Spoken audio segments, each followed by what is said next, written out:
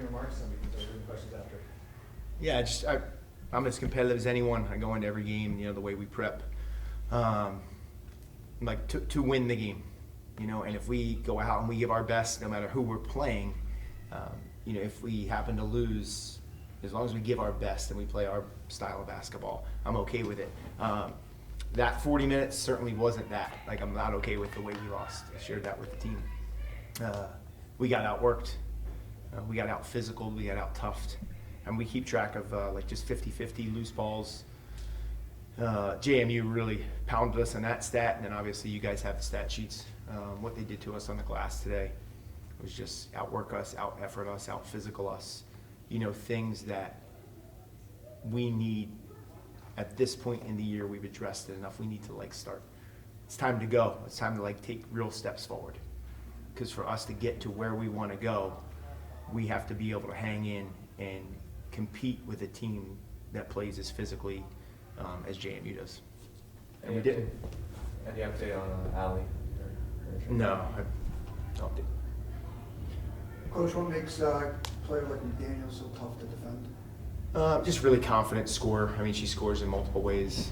We had a game plan, but we were, going to have someone on her not helping on every single possession. So I'm not quite sure why that was not executed to the tune of, 29 points or 31 points, whatever it was. But yeah, I remember her from high school, recruited her a little bit, really great scorer, and just, they do a good job. JMU does a good job knowing their roles, and they know she's their go-to, and they get her in great positions. But she was way too open way too many times today. Coach, Lily led the way with rebounds and assists. How much does that attest to her being gritty and helping the team in whatever way she can? Yeah, I mean, Lily, obviously, even the past couple weeks, just being so adaptable and willing to play multiple positions for us. And Lily does what she does. Today, I just didn't think. I appreciate Lily's hard work. I always appreciate who she is. There were very few bright spots out there today.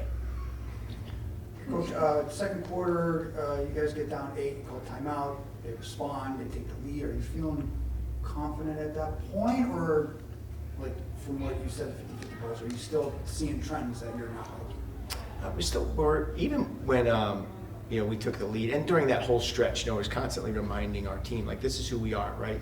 You got to win the 50-50s. You got to. Our zone early created some stops, but then they were getting rebounds. So I was happy to see us push and fight back. I'm not sure how we give a layup to go into the half, but even going into the half, we certainly didn't play our best basketball. JMU had a lot to do with that. We had 9 turnovers, but we're down 3. So at halftime, it was okay, didn't play our best, still right in the game. Let's come out, sharpen up these few things, and went out and just laid a total egg in the second half in terms of effort and execution. Coach, JMU put up 10 threes today, a lot from the corners. What does your team need to do to defend those more efficiently?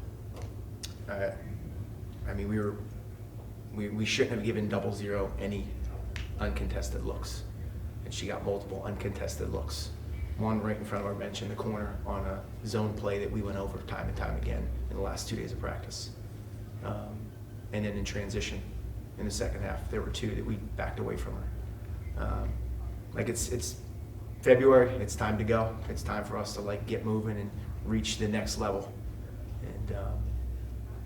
And coming out of Eastern Michigan after 2 practices, I was excited because I'm yep, taking steps.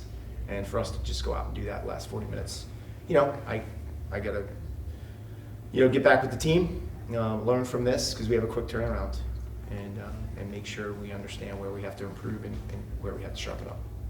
From the tip-off, JMU was driving the tempo of the game. It kind of seemed like you guys were always a step behind. How did this affect your take on the game and the way you guys were playing? Yeah, they run the same tip play that we run. And the official threw the ball up and we didn't go for it, and they did. And that was 40 minutes of that. So I'm glad we had our little run in the second quarter. But that was, you could point to that, say that was the game, or the possession late where number 00 gets 3 or 4 offensive rebounds with 3 minutes to go. I think they're pretty good microcosms of where we were as a team and where they were as a team. Coach. One more. Coach, like you mentioned, you're down 3 quarters at halftime, and you said Achilles heel under his hand in the third quarter. They outscored you 20-8 in that third quarter. What can you say was the reasons to that? I can't at this point, and that's been our issue for the last 2 months. So we as a staff will go back and try and figure out a way to come out better in third quarters. I thought we addressed it with our group. I thought, like I said, Bowling Green, we came out, we gave some effort defensively, played an even third quarter. Obviously against Ohio, we fought back and took the lead. I don't understand the third quarter thing. I really don't. But it's something I'll talk with our staff about and our leadership, and it's something that we'll continue to address. Thanks, everyone. Thanks. Thank you, Coach.